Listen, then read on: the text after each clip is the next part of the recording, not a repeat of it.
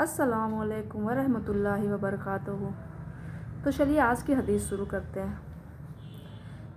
واقعہ ہے کمزوروں کو ہم نہیں، کمزور ہمیں کھلاتے ہیں۔ لکھنے والے لکھتے آ رہے ہیں اور کہنے والے کہتے چلے آ رہے ہیں کہ حضرت حلیمہ نے آپ کو دودھ پلایا، جبکہ ہم دیکھتے ہیں کہ حلیمہ کے شوہر، ان کے بچوں، اونٹنی، بکری، یہاں تک کہ قبیلے والوں کو بھی دودھ پیارے رسول کی برکت سے ہی ملا۔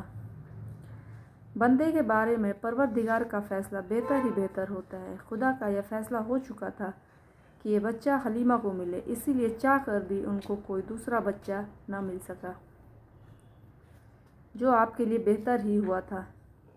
اس بچے کی وجہ سے، جس کو عورتوں نے یتیم اور غریب سمجھ کر چھوڑ دیا تھا، حلیمہ دنیا کے اتہاس میں امر ہو گئی، جبکہ دوسری عورتیں اتہاس سے ہی ختم ہو گئی۔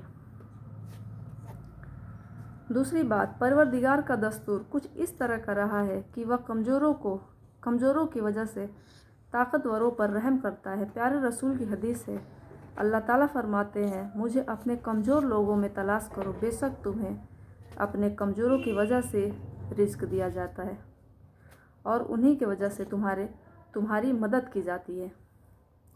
اسی لیے اگر گھر میں، پڑوس میں، شہر میں یا دیش میں کوئی کمزور ہے، چاہے دھرم کچھ بھی ہو، تو کبھی بھی اس پر ظلم نہ کرنا، اس کو ستانا نہیں، بلکہ ان سے اچھا سلوک کرنا۔ یاد رکھنا، جب تک تم کمزوروں کو کھلاتے پلاتے رہو گے، ان کی دیکھ بھال کرتے رہو گے، تو تم بھی آباد رہو گے۔ تیسری بات، بچپن میں محمد کو غریب سمجھ کر چھوڑا گیا تھا۔ آج محمد صلی اللہ علیہ وسلم کے دین کو غریب سمجھ کر چھوڑا جا رہا ہے، لیکن کامیابی کس میں ملی اور آج بھی ملے گی، یہ کسی سمجھدار سے چھپی ہوئی بات نہیں ہے۔ حلیمہ کا بہانہ۔ دودھ پینے کی مدت پوری ہونے کے بعد آپ کے مکہ جانے کا وقت آ گیا۔ ادھر حلیمہ آپ کی برکتیں دیکھ رہی تھی، اس لیے آپ کو جدا نہیں کرنا چاہتی تھی۔ چنانچہ مکہ جا کر آپ کی امی سے کہا، میرا دل چاہتا ہے کہ آپ محمد کو تھوڑا بڑا ہونے تک اور میرے پاس چھوڑ دیں، مجھے ڈر ہے کہ مکے کا دانہ پانی انہیں نقصان دے گا۔ جناب آمنہ نے پہلے تو انکار کیا، لیکن حلیمہ کے بار بار کہنے پر راضی ہو گئی۔ حلیمہ آپ کو لے کر اپنے گھر آ گئی اور اس طرح کچھ سال تک آپ حلیمہ کے پاس رہے۔ سینے کا چاک کیا جانا۔ حضور پاک صلی اللہ علیہ وسلم کا سینہ چاک کرنے کا واقعہ بیان کیا گیا ہے یہاں۔ جب آپ کی عمر 4 سال سے کچھ زیادہ ہو گئی تو آپ کبھی کبھی بچوں کے ساتھ بکریاں لے کر جنگل چلے جاتے تھے۔ وہاں آپ ایک جگہ بیٹھ کر بکریوں کی دیکھ بھال کرنے لگتے اور دوسرے بچوں کے ساتھ کھیلنے لگتے۔ ایک دن دوپہر کے وقت 2 فرشتے آئے اور آپ کا سینہ چاک کر اس میں سے نکالا، اور چاک کا مطلب ہوتا ہے کہ اس کو سینے کو کاٹ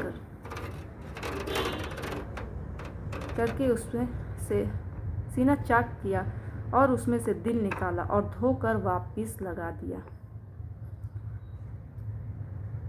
اور سینہ برابر کر کے چلے گئے۔ بچوں نے ڈر کر جا کر حلیمہ کو بتایا کہ کسی نے محمد صلی اللہ علیہ وسلم کو قتل کر دیا۔ حلیمہ اور ان کے شوہر گھبرا کر آئے تو دیکھا کہ آپ ڈرے ڈرے سے کھڑے ہیں۔ اس واقعے سے حلیمہ اور ان کے شوہر بہت ڈر گئے اور جلد ہی حلیمہ آپ کو لے کر مکہ آ گئی۔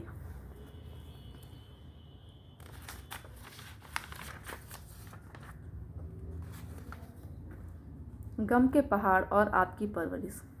امی کی وفات۔ اب آپ مکہ میں اپنے گھر آ چکے تھے۔ جب آپ کی عمر 6 سال ہوئی تو بی بی آمنہ آپ کو لے کر کسی کارن سے مدینہ گئی۔ 1 مہینہ وہاں رہنے کے بعد جب واپس مکہ آ رہے تھے تو اچانک بیمار ہو گئی اور رشتہ داروں سے دور بے بسی کے حالات میں ابوا نامی جگہ میں جان دے دی، بالکل اسی طرح جیسے کچھ سال پہلے ان کے شوہر عبداللہ کا سفر کی حالت میں انتقال ہوا تھا۔ ایمن نے ان کو وہیں پر دفن کر دیا اور پیارے رسول کو دلاسا دیتی ہوئی مکہ لے گئی۔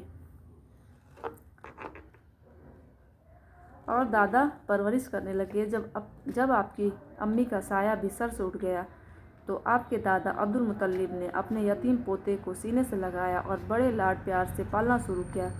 عبد المطلب کے لیے کعبے کے پاس بیٹھنے کا انتظام کیا جاتا تھا۔ ان کے سارے بیٹے عبد المطلب کی گدی کے آس پاس بیٹھتے تھے، کسی کی بھی ہمت نہ پڑتی کہ گدی پر بیٹھ جائے۔ پیارے رسول ابھی کم عمر تھے، جب وہاں پر آتے تو دادا کے ساتھ گدی پر ہی بیٹھ جاتے۔ آپ کے چاچا آپ کو پکڑ کر گدی سے اتارنا چاہتے، لیکن جب دادا عبد المطلب ان کو دیکھتے تو منع کرتے ہوئے فرماتے، میرے اس بیٹے کو یہیں چھوڑ دو، قسم سے اس کی شان بڑی نرالی ہے۔ پھر آپ کو اپنے ساتھ بٹھاتے اور بہت لاڈ پیار کرتے۔ دادا بھی چھوڑ چلے۔ ماں باپ کے بعد اب دادا کے پاس رہے، لیکن خدا کو دکھانا تھا کہ بچہ تو صرف میری رحمت میں پرورش پانے والا ہے، جو پوری دنیا کے لیے رحمت کا سایہ بنے گا تو دوسرا کون ان کا سایہ بن سکتا ہے۔ خدا کا یہ قانون ہے کہ جس کو بڑا بنانا چاہتا ہے اسے آزمائش کی بھٹیوں میں تپاتا ہے، غم و پریشانی سے مقابلہ کراتا ہے، عیش و آرام سے دنیا کی بڑی ہستیوں کو دور رکھا جاتا ہے، دکھ و مصیبت کے کنارے سے ہی بلندیوں کا سورج نکلتا ہے۔ جس انسان کے لیے اس دنیا کو سجایا گیا، جس کا مرتبہ فرشتوں سے بھی بڑھایا گیا، اس کو آزمائش کی کیسی بھٹی میں تپایا گیا، خود آپ کی زبانی سنیے۔ حضرت سعد بن ابی وقاص رضی اللہ تعالیٰ عنہ نے آپ سے پوچھا، اے اللہ کے رسول، لوگوں میں سب سے زیادہ کس کو آزمایا جاتا ہے؟ پیارے رسول نے فرمایا، نبیوں کو۔ پھر جو نبیوں سے جتنا دور چلا جاتا ہے، آزمائش اتنی ہی کم ہوتی چلی جاتی ہے۔ نبیوں میں سب سے بڑا مرتبہ آپ کا تھا تو آزمائش بھی سب سے بڑی آپ کی ہی ہوئی، جیسا کہ آپ نے دوسری حدیث میں فرمایا، اللہ کے راستے میں جتنا مجھے ستایا گیا اتنا کسی کو نہیں ستایا گیا۔ اسی دستور کے انوسار دادا کا سہارا بھی آپ سے اٹھا لیا گیا۔ اس وقت آپ کی عمر صرف 8 سال تھی۔ اپنے پیارے دادا کی موت کا بہت دکھ ہوا۔ آپ کی آنکھوں میں آنسو تھے اور مدتوں انہیں یاد کرتے روتے رہے۔ ابو طالب کی ذمہ داری میں عبد المطلب کی وفات کے بعد عبداللہ کے سگے بھائی ابو طالب نے یتیم بھتیجے کی ذمہ داری لی اور ایسی ذمہ داری لی کہ اس کا حق ادا کر دیا۔ ابو طالب اپنے بھائیوں میں سب سے زیادہ غریب تھے اور ساتھ میں اولاد بھی بہت تھی۔ ابو طالب اور ان کی اولاد جب کھانا کھانے بیٹھتے تو کسی کا پیٹ نہیں بھرتا تھا، اس لیے کہ کھانا بہت کم ہوتا تھا، مگر جب پیارے رسول ابو طالب کے گھر آ گئے تو سب نے دیکھا کہ جس دن سب کے ساتھ آپ بھی کھانا کھانے بیٹھتے تو ہر ایک کا پیٹ بھر جاتا، اور اس طرح بہت سی باتیں دیکھ کر ابو طالب کی محبت اور زیادہ بڑھ گئی۔ جو پوری دنیا کو پڑھنا لکھنا نہیں سیکھا، جو پوری دنیا کو پڑھانے کے لیے آیا تھا، پوری دنیا جس کے علم سے فائدہ اٹھانے والی تھی، بھلا وہ کیسے کسی کے پاس پڑھنے جاتا؟ نبیوں کا دنیا میں کوئی استاد اور ٹیچر نہیں ہوتا، بلکہ اللہ تعالیٰ ڈائریکٹ ان کو سکھاتے ہیں۔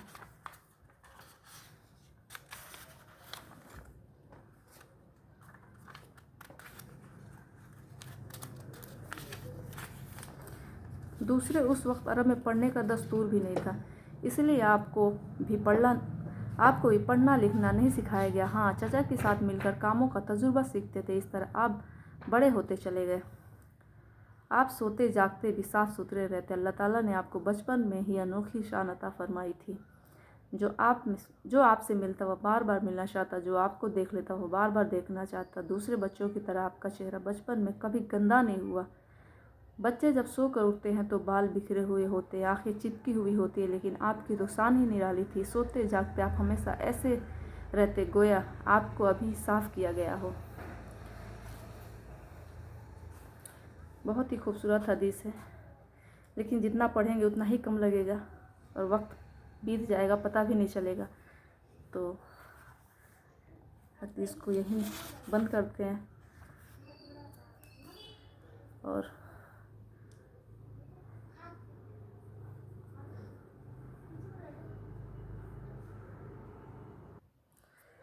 تو چلیے حدیث کو بند کر دیا ہے، اور اب کل پھر حاضر ہوں گے آپ کے سامنے ایک نئے واقعے کے ساتھ، ایک نیا واقعہ پڑھیں گے۔ امید ہے آپ کو آج کی حدیث پسند آئی ہوگی اور سمجھ بھی آئی ہوگی۔ جانے انجانے اگر کوئی غلطی ہوتی ہے یا کوئی گستاخی ہوتی ہے تو تہہ دل سے معافی چاہتی ہوں۔ تب تک کے لیے وداع لیتے ہیں آپ سے۔ السلام علیکم ورحمۃ اللہ وبرکاتہ۔